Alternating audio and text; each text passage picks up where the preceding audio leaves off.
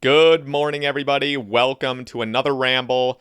Before anything, drop a like on the video, and if you guys are loving these rambles, be sure to subscribe if you haven't already, and big shout out to the channel members. There is a lot to cover today, so Poll 77 and the future of quality of life. So yesterday I did not upload this, mainly because I just didn't do it. I was just not feeling great. So I do apologize for that. I really do want to have these up on the day of release, like when they release these blogs. So I wasn't able to do that. So for this one in particular, I'm not going to be reading it verbatim. We're just going to kind of cover the questions because I already have skimmed this. I'm just going to be covering the questions, and then I'm going to kind of share a little bit of my own insight on it. And I definitely value your guys' feedback in the comments. I love reading what you guys have to say about certain things. So when I have questions, or if I've misread something, or if I've, misunderstood a part of the question, just feel free to let me know down in the comments. I always make mistakes on these rambles. They're not really edited simply because they're a ramble. So anyway, just keep that in mind. But let's go over it. I'm really excited for this one. The first thing Jagex says, I also will be fishing crumbles in the background, as you guys can see. First thing that Jagex states here is that they want to be more consistent with these quality of life polls. So back in February, they came out with poll 76, like the poll blog of poll 76. It's now October, by the way, and we're on poll 77. Poll 75 was like last year, like 2021 March or something insane. Like maybe even February. I think it was like an entire year that had passed before 76 came out. Anyway, so this is a really great thing. I love that Jagex is saying this right here. They say, in an ideal scenario, you'll get a quality of life poll every 6 to 8 weeks that will have 15 to 25 changes on it. That's amazing. I'm really excited about that. So let's cover the questions. All right, first question. I do not understand. I just don't. I don't understand this, so somebody's going to have to let me know in the comments. I genuinely don't understand this. Should we allow players with 99% of the total quest points to complete the Lumberjane Draenor Elite Diary task by speaking to the wise old man without having unlocked the quest? I just don't understand this. If you already done 99%, just fucking do the last one. I don't understand. Anyway, so if somebody else has a little bit of clarification on this, I'd love to hear it. Hear why. I'll probably just skip this or vote no. I just find it very silly. Why not just... I understand this is like the only diary task that you need to upkeep, which is kind of inconsistent, I think. Just because I don't think with other updates you ever really get... I don't know. You don't have to re-achieve your diary cape, So I think that's kind of where it's stemming from. But yeah, let me know. Poll 2, they are talking about adding the essence pouches to Guardians of the Rift, and I think that's great. I think that makes total sense. Abyss is pretty old, it's old content, and it's literally a rune crafting minigame, and I think it's totally appropriate that you should be able to get your essence pouches from here. So they say small, medium, large, giant rune pouches would all become available on the rewards Guardian loot table. Alongside the Abyssal Needle, of course. And so that's really nice. I think there's one more right here. Yeah, just following it. Talking about being able to repair your pouches. First of all, I've heard a lot of things on Reddit. And yeah, usually Reddit. I don't think much of it's on Twitter. But there have been people just wondering, why is this even a mechanic? It's just so tedious having to repair pouches. So I would love to kind of hear your guys' thoughts on that. Do you think essence pouches in 2022 should still be degradable? Is it fine? Is that like OG? Should it always be that way? Should you always have to repair your pouches every, few laps or whatever?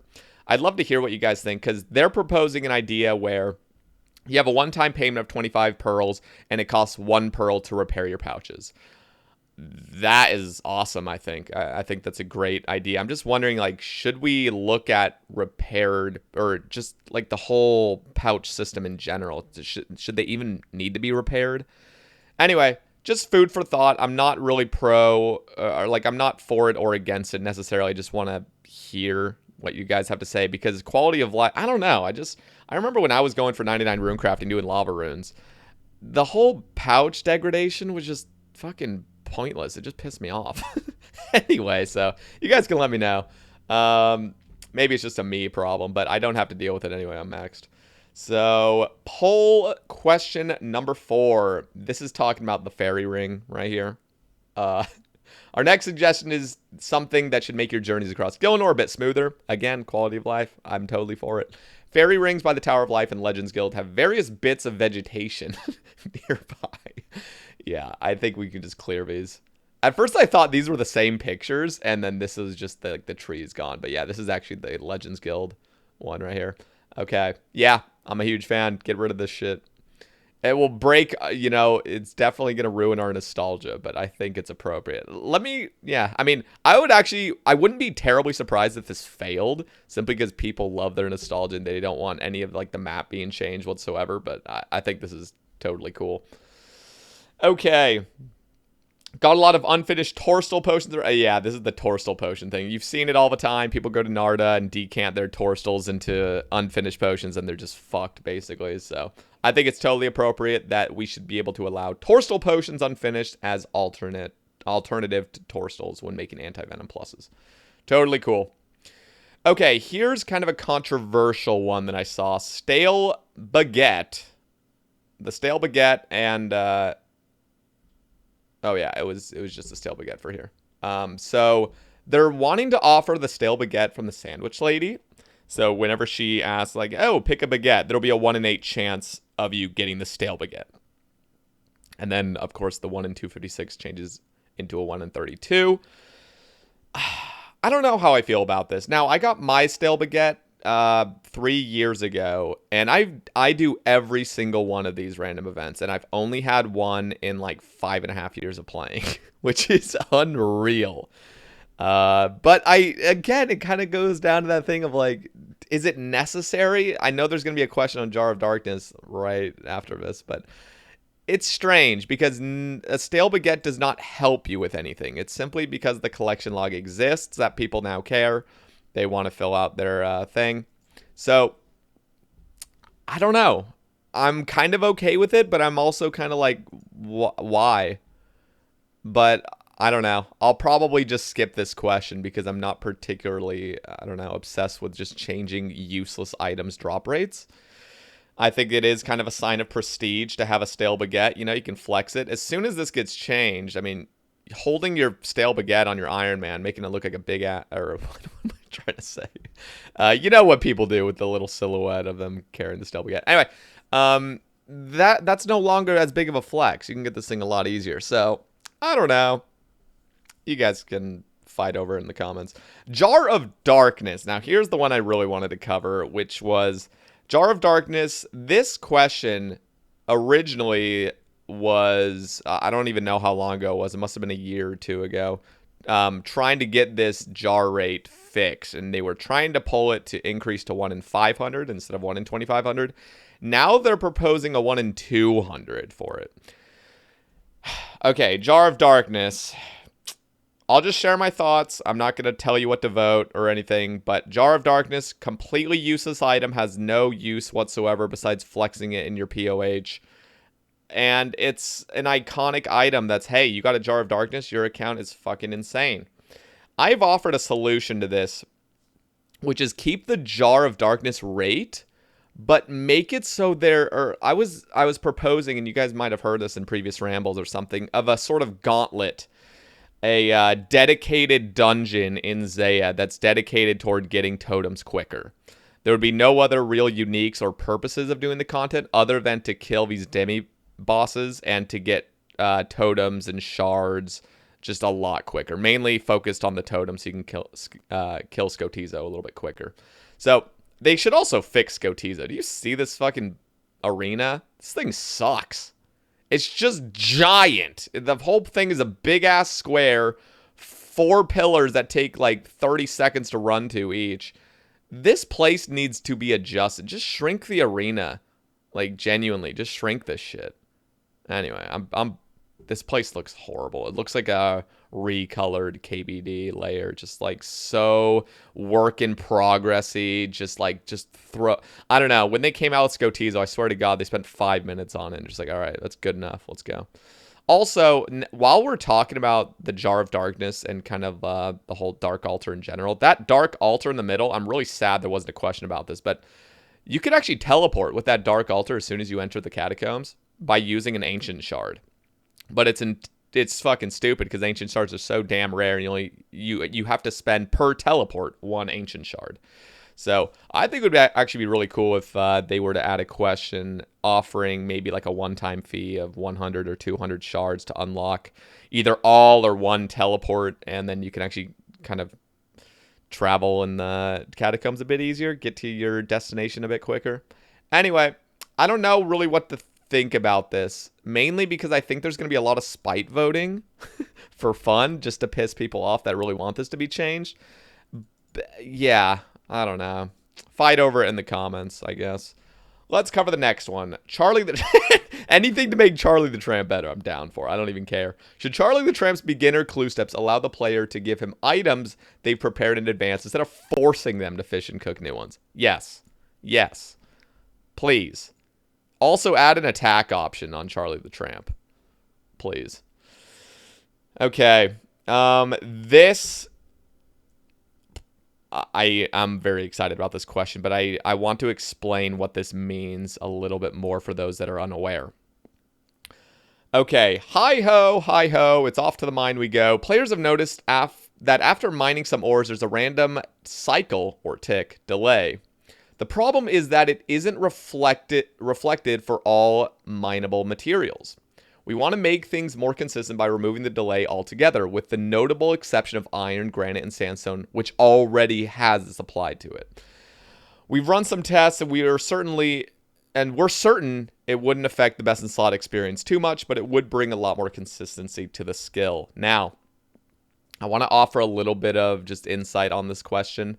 This will be a really healthy change to the game. I'm going to say that right now. Like, if you've ever mined iron, granite, or sandstone, and then you've tried to mine coal or mithril or addy, you get butt hurt mining it. I personally do. It's annoying. First of all, the respawn rates are insane. The success rate's insane, which they haven't covered here, by the way. I'm a little disappointed that they didn't even have a question regarding the respawn rates of certain rocks and stuff. But I'm glad they're at least, scratching the surface of the problem with mining. So I want to say there will be a few things that are changed to this. First of all, coal will be a little bit easier to mine. There's not going to be that little delay. Now, any of the higher rocks, mithril, addy, runite, they're still going to be pretty shit just because they take so long to mine. But gem rocks are going to be amazing to mine. I have a bunch of videos on my YouTube. Actually, I think 3 or 4 different videos tick manipulating gem rocks. Gem rocks right now have that awkward tick delay, which means you can't 3-tick them. You must 4-tick them, which slows the XP per hour dramatically. Right now, you can get about 90k XP an hour being tick perfect at gem rocks, and that's including banking the gems in the little deposit box, which actually grants you quite a bit of profit per hour. Now, the gem prices are always fluctuating, so it's hard to say, but at one point it was about 700, 800k GP per hour. It is very intense method. It's arguably harder. Even the 4-tick version is arguably harder than 3-tick granite, except you don't have to drop stuff, so the dropping is nice, getting rid of that. This will make it so you can 3-tick gem rocks, which will actually put it close to 120k XP an hour and profit, and a more engaging way to mine, and better pet rate. So it's not going to be better than granite, simply because, granite will still be better XP per hour, but this will be an amazing method for most people that do care about a little bit of profit and care about pet and all that other shit, and don't want to drop things. So that's a really good place.